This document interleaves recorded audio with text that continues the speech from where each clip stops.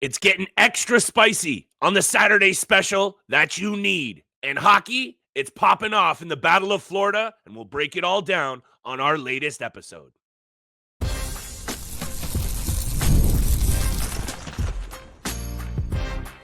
You're Locked On Fantasy Hockey, your daily podcast on fantasy hockey. Part of the Locked On Podcast Network, your team every day.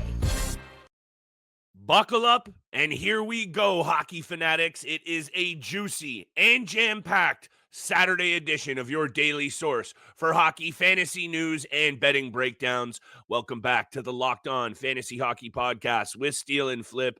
Salute, shout out, much love to the everydayers for holding us down and making us your first listen every single day. And today, Mr. Roden, there are a number of juicy and very important tilts in the NHL that you and I are going to talk about. Also, my friends, we will continue to cover all of the fantasy angles that you need every other episode at the minimum, but we'll also have to talk about what's going on the ice in the NHL postseason, Mr. Roden. Battle of Florida, we'll get there. Minnesota Wild, VGK. Let's also talk a little bit about Dallas and Colorado when we get to bets like we do at the end of every single episode. And you know we're diving into the Battle of Ontario as well. So over to you. Brandon Hagel, suspended. Tampa, down 2-0. What's your confidence level that now that the series is clearly in the Panthers' favor and back in their home barn, that they take this one to 3-0 tonight? It's very surprising to see the Tampa Bay play this way, especially when they had home ice advantage. They get pumped 6-2 in game one. They get shut out in game two. Brandon Hagel, I didn't love the hit. It wasn't head contact, in my opinion. It was shoulder on shoulder, but it was a blind side. And Barkov didn't even come close to touching the puck. So I wasn't a fan of the hit. I understand the one-game suspension. It doesn't matter if point of contact was head or not. The player was injured on the play. So yeah. I understand. I agree with the one-game suspension, and that's a huge factor going into game three, heading back to Florida as well as they go up 2-0. It's been disappointing. Vasilevskiy has just not been there for them, and I understand it was only 2-0 in game two, but he's rocking an .821 save percentage and a 3.56 goals against average, a minus 3.1 in goals saved above average right now. It's just not good enough. And this is the reigning Stanley Cup champions for a reason. They have probably the best coach. The series probably has the best two coaches in the NHL right now, in Paul Maurice and John Cooper. Maurice knows what to do to get his boys fired up. Obviously, getting Matthew Tkachuk back in the lineup from injury. He's been rock solid in both games. Nate Schmidt, the unsung hero. We're seeing a lot of that right now with some for the most part, unnoticeable D-men or players being hockey unsung heroes. Who would have thought that Nate Schmidt would have 3 goals in 2 games in the postseason? This Battle of Florida is heating up for sure. We know Matthew Tkachuk, Sam Bennett, Brad Marchand, they're going to come out swinging, looking for revenge for their captain in game 3. I'm a little nervous for Tampa. My confidence level is probably at a 50% right now. If any team can come back, it would be Tampa Bay. They still have a ton of talented players up there, but heading back to Florida, it makes me nervous. When you look at what Nikita Kucherov has done, fantasy production or just on ice difference maker wise over the past couple of seasons, 121 points this year. You and I have spoken about also after McKinnon or McDavid, you don't even hate if Nikita Kucherov is that next fantasy piece off the board. Could it be Leon Draisaitl as well? For sure, but you wouldn't even really hate considering that this man is a perennial 120-point player, Steele. And when you look at the first couple of games, 3 shots, 1 assist, even ranking on plus minus, 2 hits. He has to be better. And I'm not saying he's actually been bad. I just haven't noticed him. I don't know if that's just me. I just think when we he's not been noticeable.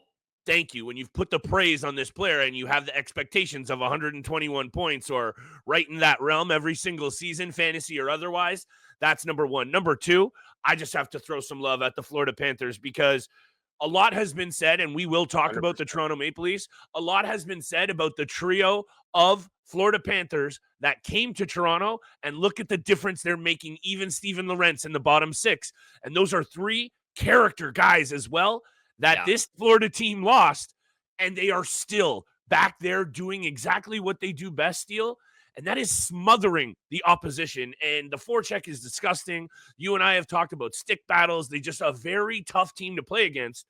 I guess I just wanted to give them some credit. And to your point about I don't think this series is over yet because Tampa has the pieces to kind of come back. They have cups. They have the veteran leadership.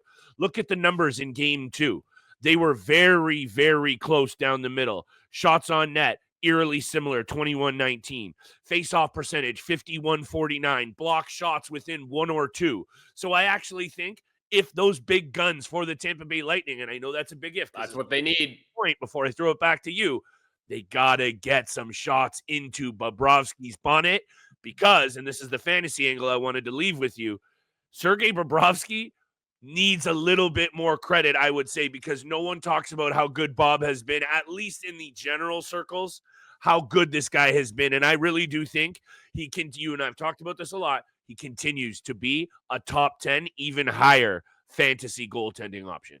100%. And when it gets to the playoffs, Bobrovsky just turns up another level. And the way that he plays is a little bit different from your typical goaltender. He's a little bit more sporadic. He's a little bit more all over the place, but that works in his favor because he's just so confident with his game in the blue paint. So Bobrovsky definitely deserves a lot of credit for what he's done. What I would say for Tampa Bay, they need some help for some depth scoring. Again, as much as you want it to be the top line, you need the Nick Pauls, you need the Anthony Cirellis, you need Yanni Gourds, you need those guys in the bottom 6 who are able to contribute and just have not done so yet. Again, only the first 2 games. Tampa Bay has not looked great themselves. On the other hand, over in the Western Conference, if we get there real quick, we start this conversation. We can talk more about it after the break. The Minnesota Wild, baby. Oh, baby. They are running things on Vegas right now. Big day for you, Steele. Big day for you. It is a very big day right now for both of us. Philip Gustafson, I want to talk about him. He's been electric. I want to talk about Boldy and Kaprizov, but you know, it is a little rough to stay up for those late games. You know, you're getting into the 12 o'clock, 12:31 in the morning. But look, this is what happens. Everybody wants to count them out. Not everyone tunes in for those Minnesota Wild regular season games. I know what this team's all about.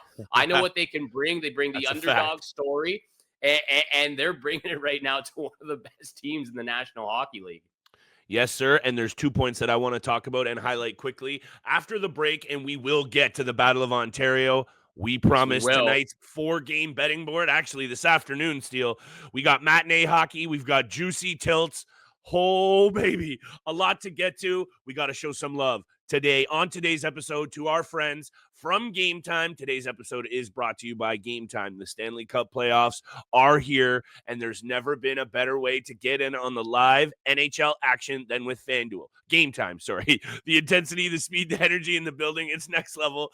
Getting in the door with Game Time has never been easier. Our favorite here on this podcast, last-minute deals. Save up to 60% on Game Time when buying last minute for sports, concerts, comedy, or theater events in your area. All-in pricing shows you the total cost upfront, no surprise fees at checkout. The app even lets you see panoramic seat views so you know exactly what you're getting before you buy. Take the guesswork out of buying tickets with Game Time. Download the Game Time app, create an account, and use code LOCKEDONNHL for $20 off your first purchase. Terms apply. That's LOCKEDONNHL for $20 off. Download the app today. Last minute tickets, lowest price guaranteed.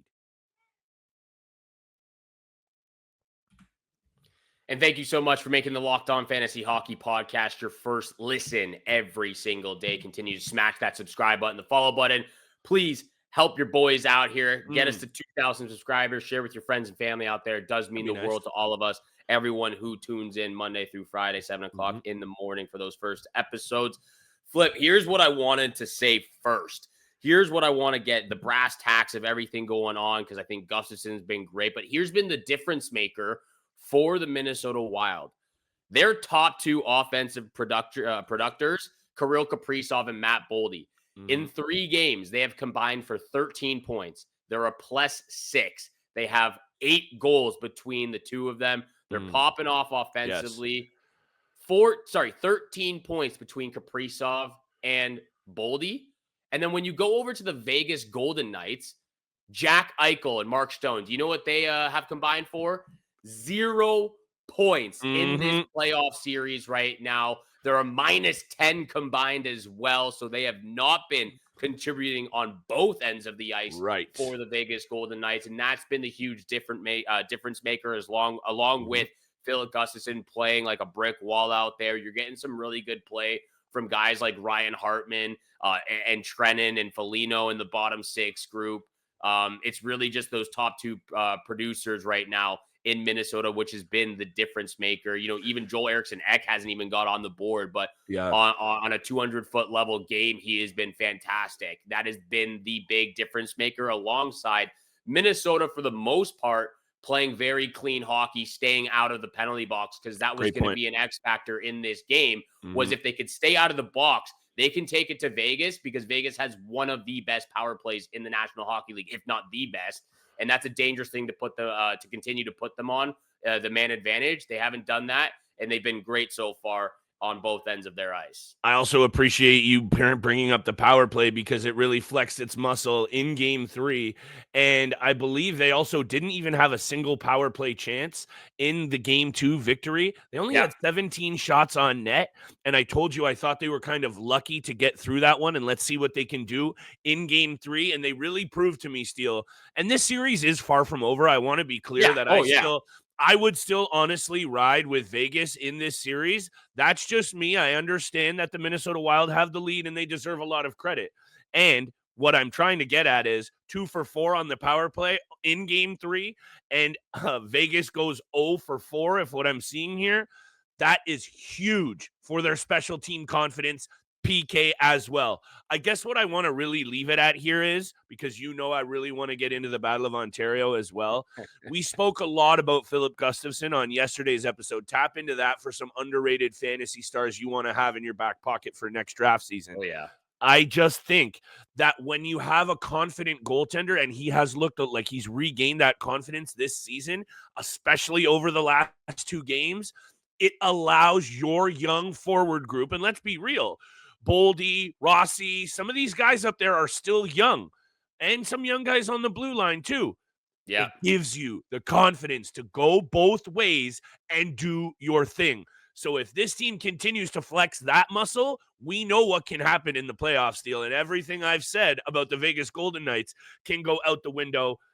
Big prove-it game here for the Minnesota Wild, with an opportunity to really put the boots on the necks of the Vegas Golden Knights here in Game 4. I'm so excited for this Game 3. That's all I can tell you. One final point before we get to the Battle of Ontario. Just going into fantasy angles and for next year, I like the fact that we're seeing Zeev Buem as well. Yes. His first NHL game being in an NHL playoff atmosphere. He's only getting 13 and a half, 14 minutes, but there's a lot of confidence with this player. John Hines has put him on the power play, quarterbacking the first unit. So he's only still getting 13, 14 minutes. He is a -3. He has 1 assist so far in the series, couple hits, couple block shots on net here and there. But I like the fact that we're seeing him. I like the fact that there's a confidence with the coaching staff behind him, and they're putting him out there to give him some opportunity. That's how much they love this player. First round pick, 12th overall in the 2024 draft. I like what I'm seeing from him. Obviously, you still have to be very respectable of what that Vegas team is able to do. That's why you're mostly out there with Jonas Brodin, who's getting over 22, 23 minutes a night. Smart pairing. Wanted to throw that out there. Battle of Ontario. This is what we came on here to talk about. Leafs up 3-0. The Senators on the verge of elimination, getting swept by their arch Atlantic rivals. Flip, baby. Talk to me. Talk to me. What are we looking at? Hold on 1 second, Steele. It's weird. I don't hear too much coming out of that Ottawa fan base that had a whole lot to say over the last couple of years. And this series is not done yet. So I don't want to get overly ahead of myself. And I do want to be the unbiased kind of hockey analyst here and say that at 5-on-5, it's been a very close series. And we're talking about 2 overtime games that a couple of bounces, we're in a whole different boat. But guess what? It's playoff hockey, baby. And I don't hear those angles every year that it went against the Leafs. So for once in a long time, as a fan at least, I'm going to enjoy this moment, and I'm going to throw a couple of numbers at you too, because as much as we're hyped up and they have been the better team, the goaltending battle has been clear. Who the better goaltender has been over the last 3 games, all of those angles have been covered. Let me throw this out for you. The Toronto Maple Leafs are 2-13 in potential series winning games since 2004. That's concerning. However, in NHL history, only 4 teams have overcome a 3-0 deficit to win a postseason series: the 1942 Leafs, 1975 New York Islanders, the Pittsburgh Penguins in 2010, and the Los Angeles Kings in 2014. So the Maple Leafs have an excellent opportunity here, and I think really what you're seeing, because everyone has covered all of the Craig Berube, different team, all of the balance, the additions, it's all been covered. They can put to bed a number of narratives with a big performance here. Is it the Stanley Cup? No. Is it the first round against a very young and inexperienced Ottawa Senators team that have clearly been very inconsistent at times this season? Sure. But it is still a massive moment for this group. And I say, Steele, you get this one out of the way tonight and you give yourself a little time to recoup and prepare for one of these Florida teams. And then let's get real serious. I absolutely love that. And I'll say this. The Montreal Canadiens are proving to be what we thought the Ottawa Senators were going to be. And like you just said, the inexperience is showing right now hard. And when you look at all 3 games in a lens, in a glass right now, there's just like so many different categories that the Leafs are dominating. They're dominating the face-off circle. It was 63% to 37% in game 3. The power play has been absolutely incredible. The penalty kill has actually been very good at times throughout the series as well. The block shots have been a huge factor in favor of the Maple Leafs. The giveaway to takeaway ratio has also been in favor of the Toronto Maple Leafs. They're taking away pucks more. They're giving away pucks less. Yep. And then that all contributes, again, to back to 5-on-5. It's been a pretty even game, but all those little details are just chewing up the Senators right now. And it's like playing your 5-year-old little brother on Chell. And, you're trying to keep him in the series. You're trying to keep him in the game and have fun with them. And then you just put a little stomp in the third period end that. So that's what it is to me right now. I don't think you're even seeing the best from the Toronto Maple Leafs. I don't think you're seeing it at all close to the best of the Ottawa Senators right now. That's true. Linus Ullmark has been doo-doo in the playoffs. Again, the inexperience is showing right now. Tim Stützle has been non-existent. I really have not noticed Tim Stützle except for when he's diving on the ice, holding his kneecap, and selling those calls like those Ottawa Senators fans like to pull out. And man, the excuses are flying right now. I know you're staying away from Twitter, but oh man, the excuses are flying right now. Oh, this was the Maple Leaf series to lose. Like, well, we had no chance, but like Brady Tkachuk playing at 60%. Get out of here. Get out of here. Have some dignity. Have some accountability. That's what I'm saying. I look, I totally hear that. I appreciate it because, we're also just fired up. It's been a long time losing, okay? Us Leafs fans have been under the bus. And I guess what I also would like to say, though, is the Brady Tkachuk injury angle, and I thought about this with his brother because that plays into a fantasy angle that there is now a little bit of risk with both of those players. And I know Brady Tkachuk and, for the most part, Matthew Tkachuk have been mostly durable, but the cracks are starting to show as they get a little older in their career. When you play with that much of a reckless abandon at times and you really do lay your body on the line every single shift, which is a great asset.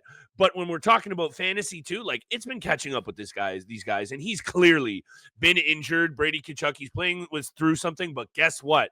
It's springtime hockey, and we've all been there before. Everybody's playing through something. Credit due to the fourth line as well. Lorentz, Lawton, Yarncroc looking really, really good. Effective, rolling 4 lines. Let's finish this off. Let's touch on bets, and let's get to this hockey action tonight, baby. Avs, Stars, Game 4 coming up after the break when we talk about big time bets. But first, this episode is also brought to you by Amazon Fire TV. Did you know your Fire TV is also an Xbox? That's incredible. Turn any TV into your gaming and entertainment hub with Fire TV Stick 4K devices. No console required. Just grab your paired controller, subscribe or sign into Xbox Game Pass Ultimate with EA Play included, and you're ready to play. Dive into hundreds of premium titles from EA Sports College Football 25 to Call of Duty Black Ops 6 and Flip's all-time favorite game, Avowed.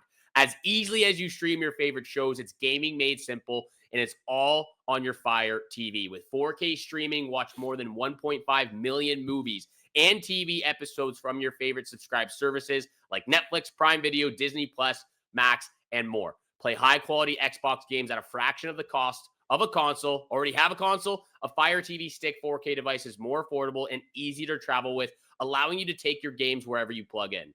Head to Amazon.com/Fire TV Locked On to get started. Xbox Game Pass Ultimate subscription and compatible controller required. Available on select devices, including Fire TV Stick 4K 2nd Gen, Fire TV Stick 4K Max 1st and 2nd Gen, and Fire TV Cube 3rd Gen. And once again, thank you so much for making the Locked On Fantasy Hockey Podcast your first listen every single day. Continue to smash that subscribe button, hit the follow button, show us that love and support in the comment section on YouTube. Thank you so much. It really does mean the world to Flip and I. We appreciate you out there. Last point on the Leafs and the Battle of Ontario. I love the fact that they brought in Max Pacioretty for Nick Robertson. I thought that line was fantastic. Here, just the final stats. McMahon, 7 hits. Pacioretty, 7 hits. Domi, 3 hits. That line was as physical as I've ever seen them before. They were in the game, even if they weren't popping off offensively. They were doing things all over the ice, which helped the Maple Leafs secure that 3-2 overtime. Pontus Holmberg has also looked good. Sorry to cut you off. Yeah, there, I've really been impressed with his game too. He has looked good, especially they moved him onto that line. That second line, he's playing with Matthews Marner. He's playing with Nylander and Tavares. I thought he's looked really, really good. So he's using his speed, and it's showing that Craig Berube has a lot of confidence in his game and what he does and brings to this organization right now. Big time bets. We're going to talk about Stars Avalanche. Over to you, my friend. What are you seeing from this game in Game 4 for the Avs? I think that the Colorado Avalanche are in a very precarious situation, and I know that you've been on the Avs, and I've been back and forth, but mostly been riding with the Stars all season long. I think the pressure is now once again back onto this team, and the Dallas Stars deserve a lot of credit. You're seeing minus 182 for the Colorado Avalanche tonight. I don't love that value at all. In fact, I consider this game to be a coin flip, and you're getting a ton of value with the Dallas Stars. I'm staying away from the money line here, but you know where I am going to, because if the Colorado Avalanche want to have a really good chance to win this game, they've got to have a game-changing performance from Cale Makar. And I've said this at length, and everyone knows how good Cale Makar is. Number 1 fantasy D-man, number 1 D-man in the NHL, an absolute stud. Cale Makar, anytime assist for me, is my favorite pick of this game. I'm going to say, if I had to throw out a final prediction for this game, I'm going to say 4-3 Avs in overtime. That would be my pick. 2 assists from Cale Makar. Would love to see another overtime game between these two clubs right now. I'm not afraid of going with the Avalanche on the money line. I just don't see how they lose this game. They still don't have Jason Robertson. They still don't have Miro Heiskanen. And just like we've talked about in some of the other overtime cases, it really could be 2-1 Avalanche right now. Fair. Even 3 in all honesty. So Avalanche money line minus 182. I'm comfortable with that pick. I'm also going with the Wild on the money line. Yeah, plus you 126 against the Golden Knights. Look, the team's just been better. The top 2 performers in Kaprizov and Boldy are popping off. Gustafson's been a brick wall back there. He's getting some really good defensive boxing out in front of him in the blue paint. You're getting some depth scoring from Marco Rossi now, from Ryan Hartman's been setting up his teammates. I like this team a lot. I am so comfortable and confident with them at plus 126. I can tell. Third pick, Tavares. Anytime goal plus 210. He's been in on the action. He's been on the action in every game so far. And, I could definitely see, a power play goal coming from this guy. He's just always in the slot, ready for a deflection or waiting for a pass, just always pivoting, looking where the puck's coming. I love his game. I think he's so underrated in what he does. And ever since that C came off the jersey, he's been a different player. So Tavares, anytime goal, plus 210. Lock of the night, though, it's the mini guys. It's the Minnesota Wild on the money line, plus 126. I love it when you stick to your gun, Steele. It warms my heart. I am so ready for Saturday hockey. It's a loaded afternoon board, and let me spit out my next 3 picks in lock of the night. Tampa Bay Lightning at Florida Panthers. I'm taking the total up to 6.5 and taking the under. Now sitting at minus 173. It's an early puck drop. It's also back on Florida's home ice where they are notoriously even tougher to play against. I could see this one being a 3-2 situation, perhaps a 4-2 with an empty netter, and it stays under the number. Austin Matthews popped a beautiful goal, mostly set up by his man, number 16, Mitchie Marnes, in game 3. And I like Austin Matthews anytime point along with my lock of the night. And this one's for you, my friend. Kirill, the thrill dollar bill, anytime goal. Smash that. 4 of those together, Steele, is going to get you paid out at almost 9-1. Chuck a 20 piece on that and thank me later if you want to. Cop out with Kirill Kaprizov anytime point with the under. Matthews anytime point and Makar anytime assist. That's going to get you paid out at almost 5-1. That's paying plus 398. $25 pays $100 profit. Smash those 4 together and let's get this paper. That's what we do. We bring you winners on big time bets over the weekend. Thank you so much for making the Locked On Fantasy Hockey Podcast your first listen. For your second listen, you got to go check out the all-new Locked On NHL Game Night. Every game, every night until a Stanley Cup champion is crowned. Get local analysis on a national scale. Find NHL Game Night on Locked On NHL on YouTube or wherever you listen to your podcast. From your boys here, Flip Livingstone and Steele Roden, we wish you good luck with your bets, your favorite teams in the postseason, and we shall see you back here again on Monday. Go Leafs, go.